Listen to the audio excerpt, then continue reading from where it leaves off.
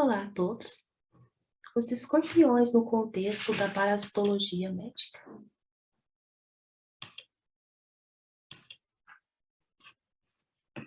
Escorpião é um artrópode quilicerado pertencente ao filo Artrópoda, na classe Arachnida e da ordem Scorpiones. A fauna escorpiônica brasileira é representada por 5 famílias. E aqui estudaremos a família Butidae, a qual inclui o gênero Tites e as espécies de interesse em saúde pública, que são as espécies Tites cerulatus e a Tites baiense. Aqui nessa tabela, podemos saber um pouco mais sobre essas espécies, né? O Titus cerulatus, que é conhecido popularmente como escorpião amarelo, e sendo a principal espécie causadora de acidentes graves, com registro de óbitos, principalmente crianças. Ele é distribuído por todo o Brasil, seu tamanho varia de 5 a 7 centímetros e a reprodução é por partenogênese, ou seja, não necessita de fecundação. Já o Tites baiensis, que é conhecido popularmente como escorpião marrom, ele é distribuído pela região da Bahia, regiões do centro-oeste, sudeste e sul do Brasil. Seu tamanho também varia de 5 a 7 centímetros, porém a reprodução é sexuada. Ambos são animais de hábitos noturnos, durante o dia se escondem debaixo de pedras e troncos e se alimentam de insetos, principalmente de baratas. Aqui, mostrando um pouco da anatomia externa do escorpião, podemos ver que é dividido em prossoma e opistosoma. No prossoma, que tem o cefalotórax, podemos encontrar as pinças, as quelíceras, que servem para triturar os alimentos, pedipalpos e as pernas. Já no opistosoma, que é dividido em tronco e cauda, que é o mesossoma, na cauda podemos encontrar o delso, que é onde fica o ferrão com o veneno. O escorpião, ele é um animal vivíparo. Nessa espécie, a gestação, em geral, são de 3 meses. Quando os filhotes nascem, sobem no dorso da mãe, como demonstrado aqui nessa foto, e ficam ali até realizar a primeira muda. Lembrando que essa muda, ou equidise, são trocas limitadas, né, até atingir a maturidade sexual, e eles param de crescer. Nessa foto, podemos ver o Telson, né, com ferrão e uma gota de veneno. Aqui são reportagens que demonstram, né, a importância de prevenir acidentes com esses animais. Por exemplo, o Brasil teve mais de 140 mil acidentes com escorpiões em 2018. Aqui em Minas, a maioria dos acidentes com animais peçonhentos no norte de Minas Gerais tem relação com escorpiões. Então, como diz na reportagem, vamos ver o que fazer nesses casos. Bom, agora eu vou estar falando do escorpionismo no contexto da parasitologia e a saúde humana, destacando alguns aspectos clínicos. Como já foi discutido anteriormente, né, o Titus cerulatus, que é o escorpião amarelo, ele é o mais importante do ponto de vista médico, uma vez que eles representam um grande risco à saúde pública. A sua peçonha é uma mistura de proteínas contendo vários componentes enzimáticos e estimuladores da musculatura lisa e também da permeabilidade capilar. A inoculação do veneno, ela acaba ocasionando efeitos complexos nos canais de sódio, produzindo a despolarização das terminações nervosas pós-ganglionares, com a liberação de catecolamina e de acetilcolina. E isso vai culminar em efeitos do sistema nervoso simpático e também parasimpático. Aqui eu destaquei alguns fatores que determinam a gravidade da inoculação desse veneno, sendo eles a quantidade de veneno, né? Quanto mais veneno o escorpião tiver, maior a chance de ser mais grave, a sensibilidade ao veneno, que isso vai depender da reação do sistema imune ao antígeno, a espécie do animal, que já foi discutida qual que é a espécie de maior importância médica, o tamanho do animal. Geralmente, quanto maior o escorpião, maior a probabilidade dele ter um grande armazenamento de veneno. Mas é importante destacar que isso não é uma regra geral, não. o número de picadas, uma vez que quanto mais picadas no corpo você tiver, maior a probabilidade de você ter inoculado uma quantidade maior de veneno, né? O peso da vítima, uma vez que se você tem uma vítima de baixo peso, como uma criança, por exemplo, a probabilidade de ter um efeito grave é maior, e também o tempo decorrido desde a picada, né, que é o tempo que a toxina vai estar circulando no organismo, que vai estar causando danos. É importante destacar que os menores de 15 anos são as vítimas mais preocupantes, e as manifestações elas podem ser locais ou sistêmicas. Então, as manifestações locais são dor de intensidade variável, como exemplo de agulhada, queimação ou ardência. Pode acompanhar ou não parestesia, né, que é dormência ou formigamento. Os sinais inflamatórios eles são pouco evidentes. Na grande maioria das vezes, a evolução ela é benigna e essas manifestações, quando comparadas com as manifestações sistêmicas, elas são bem maior, né? No caso, as manifestações locais são maiores. Já as manifestações sistêmicas, elas vão ter efeitos no sistema nervoso simpático ou parasimpático. Então, o que a gente vai estar observando por exemplo, manifestações gerais, pode ser de hipotermia, hipertermia, e sudorese profusa também. As manifestações digestivas, como náusea, vômito, cialorreia, né, que é a produção excessiva de saliva, dor, diarreia. Pode também ter manifestações cardiovasculares, como arritmia, hipotensão ou hipertensão, insuficiência cardíaca e choque. Manifestações respiratórias, como taquipneia, dispneia e edema pulmonar. E também manifestações neurológicas, como agitação, sonolência, confusão mental, hipertonia e tremor. O tratamento ele tem o objetivo principal de neutralizar o mais rápido possível a toxina, combater os sintomas de envenenamento, né, e dar suporte às condições vitais do paciente. Então, desse modo, todas as vítimas devem ficar em observação hospitalar, principalmente as crianças, né? O tratamento sintomático, né, para alívio de dor, é usado a infiltração local de lidocaína a 2% sem vasoconstritor ou dipirona de 10 mg por quilo de 6 em 6 horas. Já o tratamento específico, ele é feito com o soro anti-escorpiônico ou o anti-aracnídico, com o objetivo principal de neutralizar o veneno circulante. Ele deve ser realizado o mais precocemente possível, por via intravenosa e em dose adequada, de acordo com a gravidade estimada do paciente. Deve ser realizado também a manutenção das funções vitais, por exemplo, o uso de atropina em casos de bradicardia sinusal associada a baixo débito cardíaco, ou bloqueio atrioventricular total, né, através de injeção venosa, essa atropina.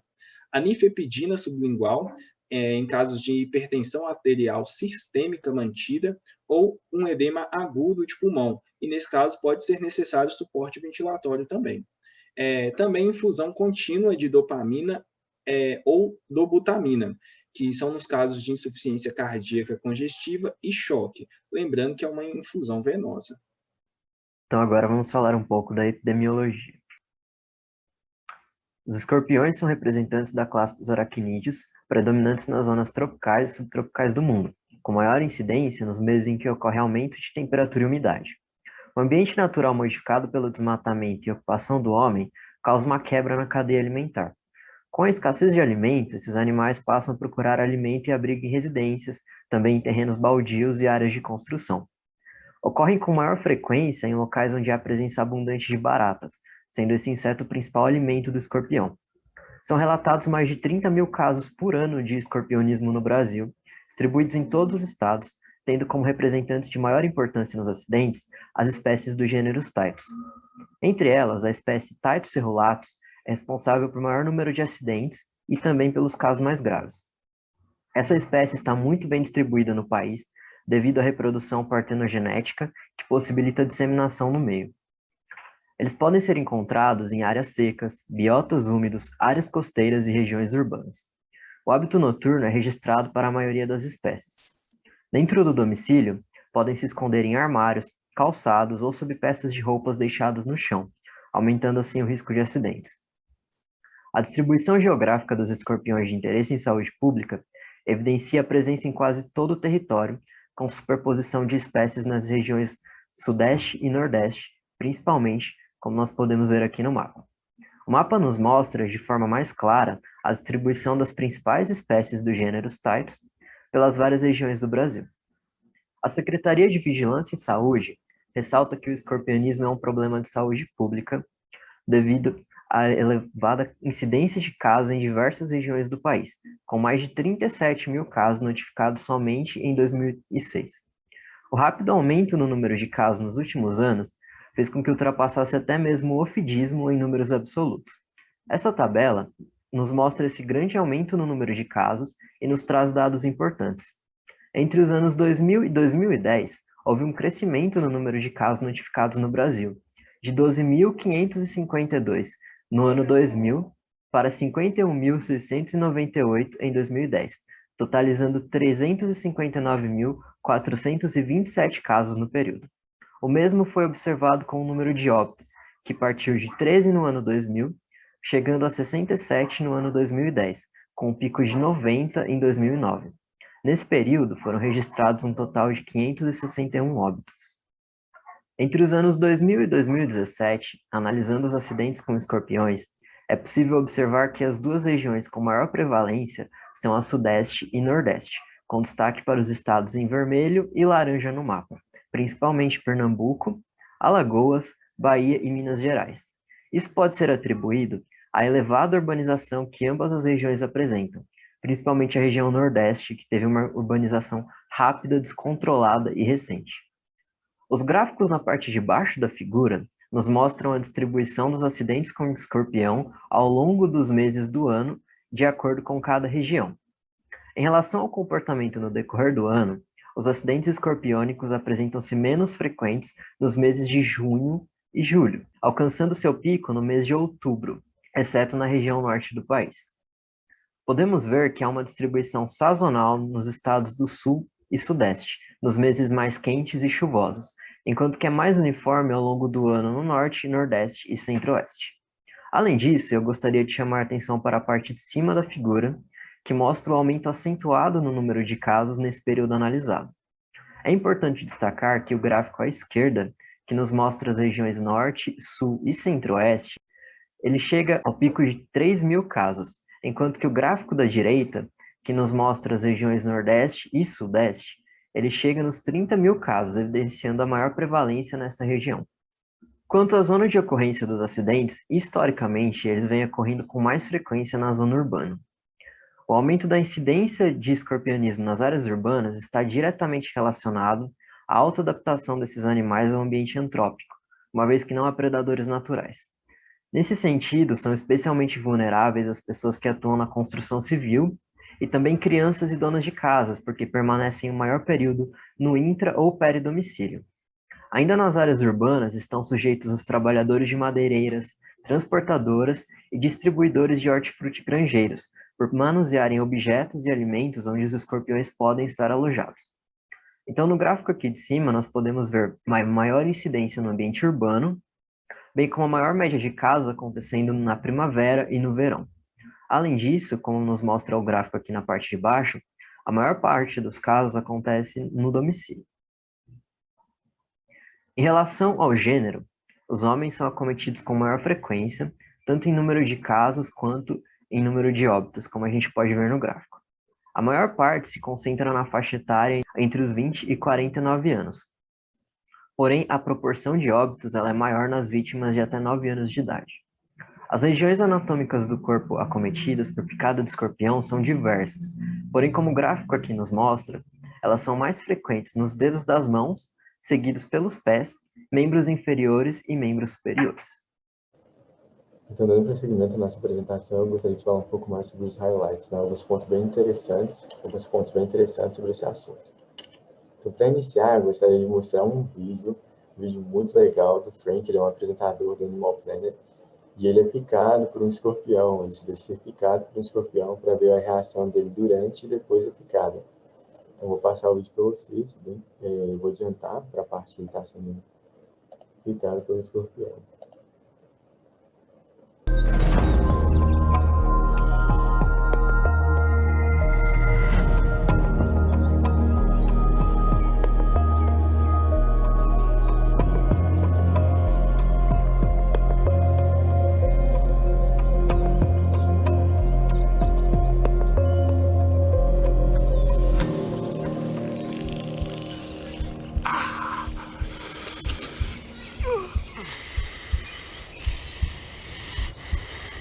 O importante é não fazer movimento, gente.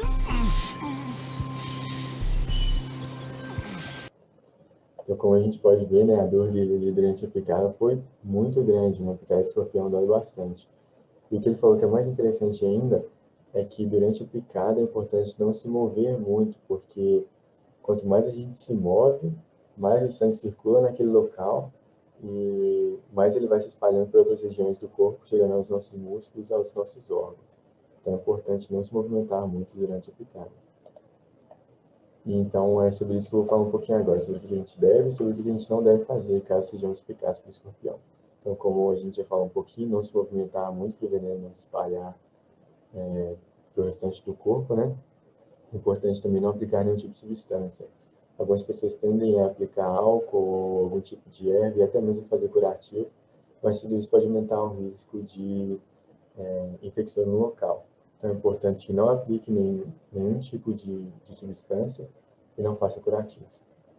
É importante também não queimar, perfurar ou cortar o local, porque algumas pessoas pensam que, né, se perfurar ou cortar o local, eu vou tirar o veneno que está ali, mas não, isso não acontece, né? Inclusive pode aumentar também o risco de infecção. Sobre o que a gente deve fazer agora. De imediato, a gente tem que procurar ajuda médica, porque o médico ele vai analisar o caso e ver se há necessidade de tomar o soro ou não, ou também, né, de fazer o uso de algum fármaco ou não, né? Em alguns casos, há necessidade de usar o soro e outros não. E o que diferencia um caso do outro, né? Mais para frente eu vou falar sobre isso. É importante também limpar o local com água e sabão. Eu tinha dito aqui, né, não aplicar nenhum tipo de substância.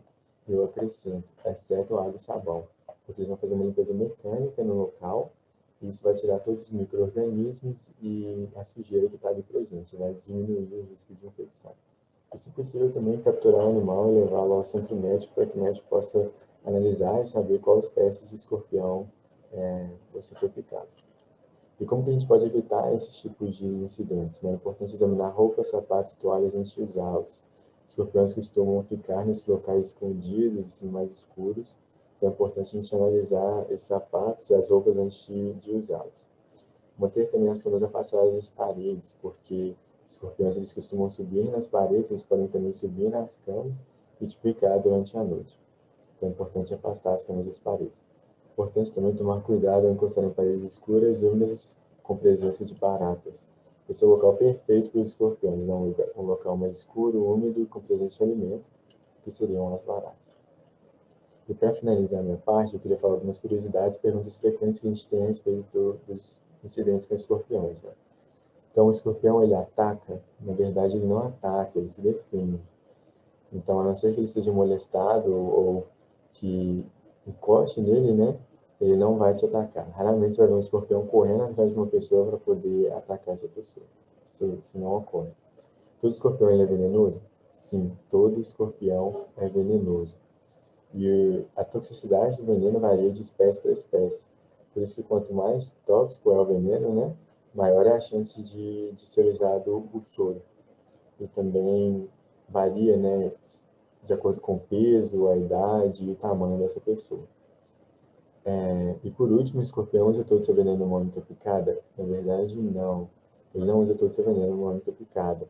Então, eu posso ter sido picado agora pelo escorpião e se eu tentar capturá-lo para levar para o médico, ele pode novamente me picar. Então, é importante a gente tomar muito cuidado com os escorpiões nesse sentido, porque eles nunca usam todo o seu veneno numa única picada.